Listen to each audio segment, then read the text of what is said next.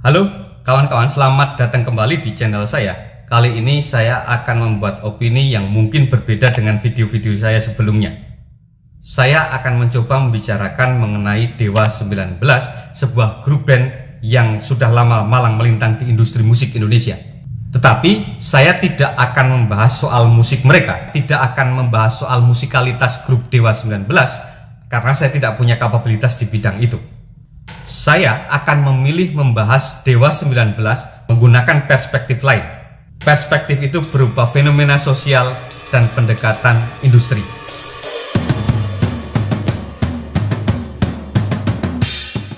Malam-malamku bagai malam seribu bintang yang terbentang di angkasa. Bila kau di sini, untuk sekedar menemani, untuk melintasi wangi yang selalu tersaji di satu sisi hati. Malam-malamku bagai malam seribu bintang yang terbentang di angkasa. Bila kau di sini, untuk sekedar. Hal yang pertama saya lihat adalah ketika Dewa 19 memutuskan untuk mengadakan konser online di tengah Indonesia menghadapi pandemi COVID-19. Mau tidak mau, konser online itu kembali lagi menaikkan nama Dewa 19 di kancah industri musik Indonesia. Bisa dikatakan bahwa Dewa 19 adalah pionir dalam melakukan konser online di Indonesia. Mereka menggunakan media sosial untuk kembali menaikkan nama mereka di industri musik Indonesia. Penggunaan media sosial ini merupakan sebuah langkah yang tepat karena media sosial di Indonesia penggunanya cukup tinggi. Dan dewasa ini media sosial memiliki peran yang sangat penting dalam segala aspek kehidupan masyarakat. Langkah kedua yang juga cukup menarik adalah ketika Dewa 19 memutuskan untuk menggandeng vokalis-vokalis yang baru. Dalam konser-konser online itu, Dewa 19 kemudian menggandeng vokalis-vokalis di luar vokalis utamanya seperti Ari Lasso dan Once. Vokalis muda itu kemudian menyanyikan lagu Dewa 19 yang sudah diaransemen ulang. Kita sama-sama tahu bahwa Dewa 19 ini adalah grup band yang cukup senior. Rata-rata penggemarnya mungkin 40 tahun ke atas usianya. Vokalis-vokalis muda yang kemudian digandeng oleh Dewa 19 juga cukup unik dengan banyak genre. Ada Yura Yunita, Isyana Saraswati, bahkan Pamungkas yang lebih dikenal di dunia musik indie. Pertanyaan selanjutnya adalah apakah kemudian ketika Dewa 19 memutuskan untuk menggandeng vokalis-vokalis anyar ini berhasil menaikkan kembali namanya? Jawabannya ternyata bisa. Saya coba men-share pengalaman saya ketika menonton konser Dewa 19 pada 6 Agustus 2022 di Prambanan, Yogyakarta. Prediksi saya adalah ketika saya melihat konser itu, yang datang di konser itu adalah orang-orang yang usianya mungkin 40 tahun ke atas. Ternyata prediksi saya salah. Yang saya lihat adalah kebalikannya. Selain usia mereka 40 tahun ke atas, yang melihat konser Dewa 19 adalah anak-anak muda. Usianya mungkin 20 tahun ke atas atau bahkan kurang dari itu. Dan mereka terlihat menikmati konser itu. Mereka juga turut berjingkrak-jingkrak dan menyanyikan lagu-lagu Dewa 19 yang mungkin belum ada saat mereka lahir.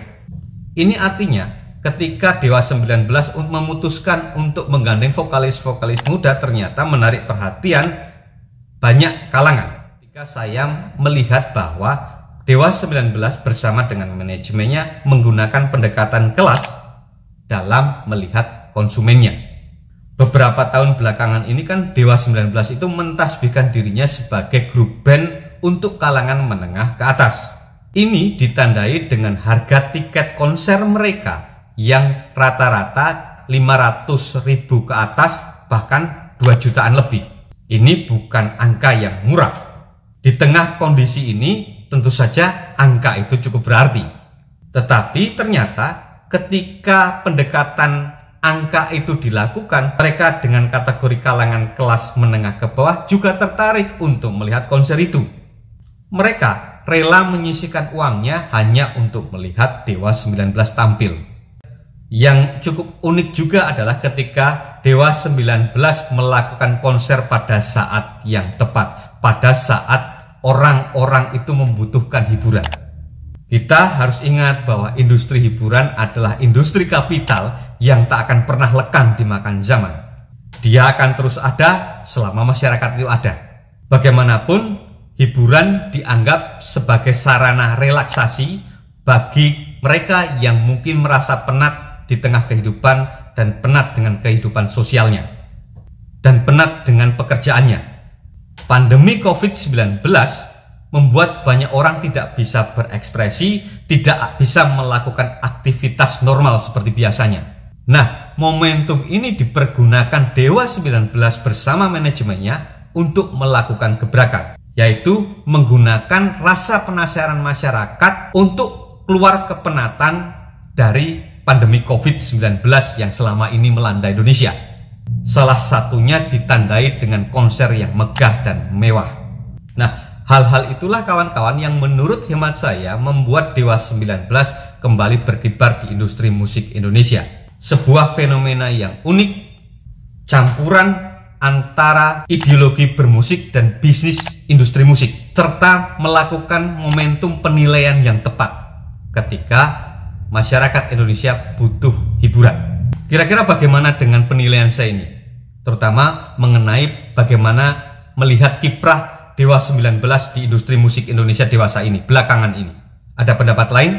Coba silahkan tulis di kolom komentar.